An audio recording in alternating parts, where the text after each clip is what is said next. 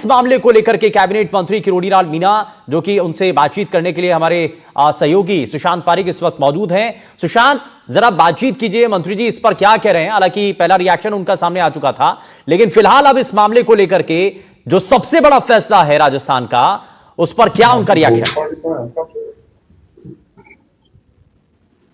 देखिए, बिल्कुल किरोड़ीलाल मीणा हमारे साथ हैं। एक बड़ी लड़ाई, लंबी लड़ाई इन्होंने लड़ी थी। हालांकि बार बार ये भी कहते रहे कि मैं सरकार के भीतर हूं, मेरी अपनी सीमाएं हैं। डॉक्टर साहब, कैसे देखते हैं, क्योंकि एक बड़ा फैसला है और आप लंबे समय से मुखर भी रहे इस पूरे मामले को? अच्छा फैसला है, अदालत का फैसला है। अदालत का फैसला चाहे केंद्र हो तो राज्य हो, सबको मानना पड़ता है, सरकार मानेगी। हाँ, ये जरूर है कि इसमें समय ज्यादा लग गया। जो कैरियरिस्ट हैं उनको दोबारा ज्वाइन करना पड़ेगा परीक्षा को, लेकिन मैं इसको संघर्ष की जीत मानता हूँ, सत्य की जीत मानता हूँ। और मीडिया ने बहुत इसको सपोर्ट किया, जिसके कारण ऐसा माहौल बना कि अदालत ने भी जनहित में यह फैसला किया है। लेकिन सरकार भर्ती परीक्षा रद्द करने के पक्ष में नहीं थी।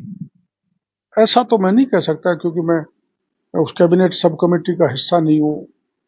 और क्या एजी ने कहा, क्या एसओजी ने कहा, क्या कैबिनेट सब कमेटी ने कहा, अखबारों से ही हमको तो पढ़ने को मिला जानकारी। तो कई फैसले सरकार करती है, केंद्र हो चाहे राज्य हो, किसी का भी सरकार हो, तो कई बार कोर्ट को नहीं जचता है तो फैसला बदल देते हैं। तो हर सरकार को पालना करनी पड़ती है, वैसे हम भी पालना करेंगे। क्योंकि सरकार की तरफ से सब कमेटी की रिपोर्ट जो रखी गई थी, उन्होंने कहा था कि एसओजी अपना काम कर रही है, एसआईटी का गठन किया जा सकता है और जिन्होंने पेपर लीक किया या जो उनके साथ थे उनको गिरफ्तार कर लिया गया है, तो सबको पनिश नहीं करना चाहिए। 128 लोगों को गिरफ्तार किया है, हो सकता है अब आंकड़े बढ़ गए। 58 तो सब इंस्पेक्टर जी, जो आरपीएससी के मेंबर, गहलोत साहब के राज में तो पत्ता भी नहीं हिला। तो काम तो सरकार ने किया है, लेकिन जो निर्णय है वो आज अदालत ने किया है, तो स्वागत योग्य। लेकिन डॉक्टर साहब, पूरे राजस्थान का परीक्षा तंत्र आप मानते हैं कोलैप्स कर चुका है, उसके मद्देनजर ये एक बड़ा नजीर मानते हैं आप इस फैसले को?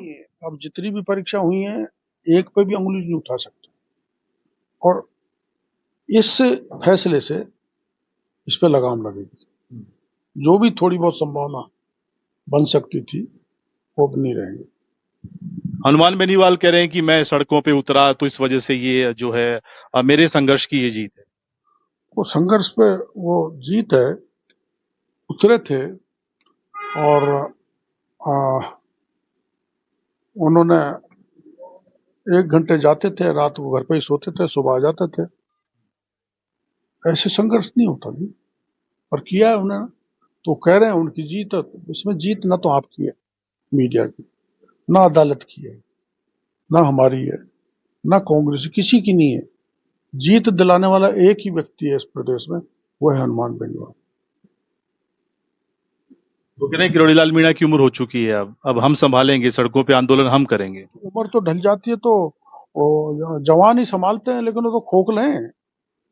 उनके खोखलों के मामले में कई बताऊं आप लोगों को, रुक के थोड़ी तसल्ली से, क्योंकि मैं बिना प्रमाण के बोलता नहीं हूं। आपके चैनल पर तो मैं बोला हूं, वोट देने के पैसे मैंने दिलवाए, मेरे को मजबूर कर दिया इसलिए राज्यसभा में। ऐसे नेता हैं, और कई मामले बता दूंगा आप। मेरे साथ आंदोलन में एक स्टेशन पर लाठीचार्ज हुआ तो घुस गए, नीचे टेबल गए, मैं निकाल के लाया, चल मत घबरा मत। ऐसे तो मैंने इनको ट्रेंड किया। अब मेरे कोई बूढ़ा बता रहे हैं, मैं तो आमागढ़ पे चढ़ गया था, वो अब चढ़ जाओ, आमागढ़ वाला जवान है। लेकिन वो कह रहे हैं मेरे पुराने साथी थे, किरोड़ीलाल मीणा मुझे छोड़ के चले गए। चले गए किस मामले में आप? मैंने पार्टी बनाई, मेरे को पार्टी से निकाल दिया 2013 में, है? मेरे बाद में पार्टी बनाई इन्होंने, तो मैं इसको कब छोड़ के चला गया? इसे झूठ नहीं बोलनी चाहिए। मैं काय का साथी था उनका,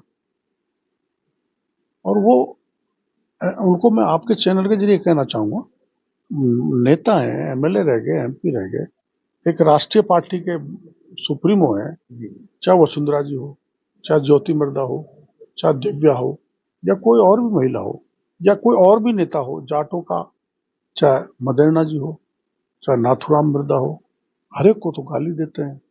मर्यादा से बात करनी चाहिए थी राजनीति में। है मर्यादित। अब आप कह रहे हो कि मैंने वो किसान आंदोलन के लिए मोदी को छोड़ दिया, अरे तुम्हारी जरूरत कहाँ थी? तुम्हारे कारण मोदी ने बैक किया है क्या अपना? वो कभी मोदी जी को गाली दे देते हैं, कब, और गहलोत से तो पीछे से तो मिले रहते थे। 10 प्रमाण, अब मैं पत्रकार वार्ता करूंगा, बता दूंगा। आप कुछ खुलासे करेंगे इस मामले में? पर व्यक्तिगत लड़ाई लड़ना ठीक नहीं, पर ऐसे आदमी को दोगला चरित्र नहीं बनना।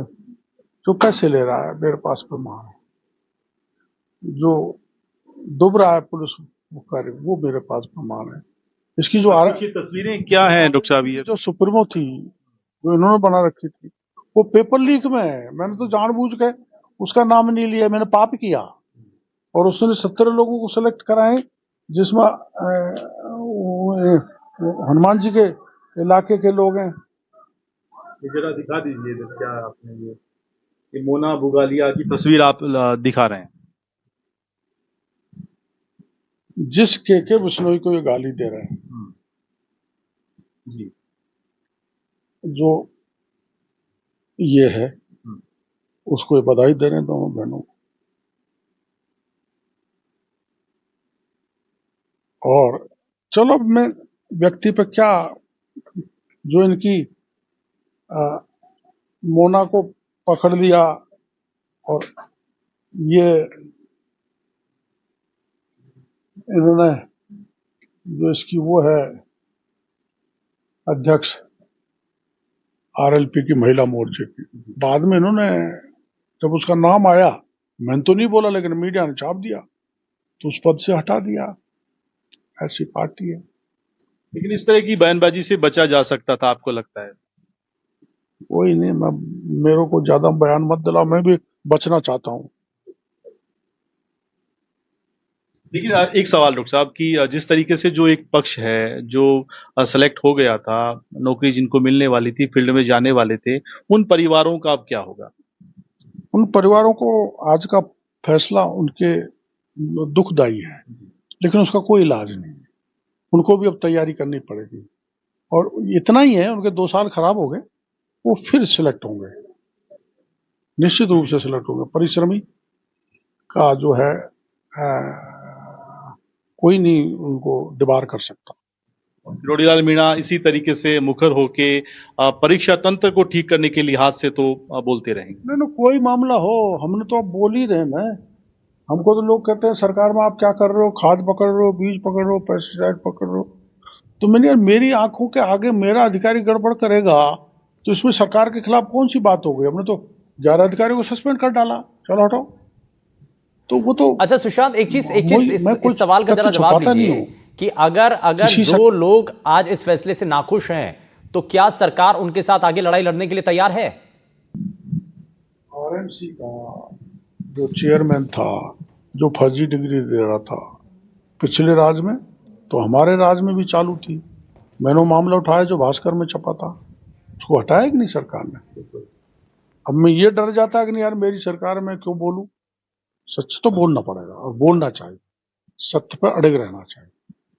बिल्कुल शुभेंदु, किरोड़ीलाल मीणा कह रहे हैं कि जो फैसला आया है वो एक तरीके से न्याय की जीत है। उन्होंने एक लंबी लड़ाई लड़ी। हनुमान बेनीवाल को लेकर जो बहस हुई, कुछ तस्वीरें वो दिखा रहे हैं और कह भी रहे हैं कि मैं इसमें आगे प्रेस कॉन्फ्रेंस करूंगा, खुलासे कुछ जो खुलासे वो करेंगे। और वो परिवार बिल्कुल उनके लिए दुखदाई फैसला है जो सेलेक्ट हो गए थे, और अगर वो कोर्ट में जाते हैं वापस परीक्षा की तैयारी करेंगे, सरकार पैरवी करेगी या सरकार साथ देगी उनका? और इस पर इनका मीणा साहब का क्या रिएक्शन है? एक सवाल डॉक्टर साहब स्टूडियो से पूछा जा रहा है कि आपकी अगर किसी सरकार के विधि मंत्री या मुख्यमंत्री से बात हुई, सरकार का क्या स्टैंड रहने वाला है इस मामले में? नहीं, मैं इस बारे में मेरी बात नहीं हुई, लेकिन मुख्यमंत्री जी का फोन आया था, तो मैंने उनको कहा था ये फैसला, उनको जानकारी मिल गई थी। मैंने कहा ठीक है, अच्छा है, स्वागत ही होगा। सरकार कुछ कानूनी पहलुओं पे विचार तो करेगी, डीबी में जाना है, सीएम जाना है, सीएमओ जाना है, मैं कुछ कह नहीं सकता, क्योंकि मैं कैबिनेट सब कमेटी का मेंबर भी होता तो आपको कुछ बताता। बिल्कुल शुभेंदु, ठीक है, बहुत शुक्रिया सुशांत पारेख, आपने बातचीत की। और आप सुन रहे थे कैबिनेट मंत्री किरोड़ीलाल मीणा, जो कि अलग अलग पहलुओं को लेकर के बात की। और स्पीच जो सबसे बड़ी बात, और इसमें उन्होंने कहा है कि हमने सड़क पर रहते हुए लड़ाई की, और हनुमान बेनीवाल खोखले हो चुके हैं और मर्यादा में हनुमान बेनीवाल नहीं रहते हैं, ये किरोड़ीलाल मीणा का कहना है। और क्योंकि ये जवाब दूसरी तरफ से दिया गया था, हनुमान बेनीवाल ने किरोड़ीलाल मीणा को कहा था कि अब वो बुजुर्ग हो चुके हैं, सड़कों पर लड़ाई नहीं लड़ पाते हैं। तो ऐसे में अब किरोड़ीलाल मीणा की तरफ से हनुमान बेनीवाल को लेकर के ये रिएक्शन दिया गया है। उन्होंने कहा है कि हनुमान बेनीवाल खोखले हो चुके हैं और मर्यादा में हनुमान बेनीवाल नहीं रहते हैं।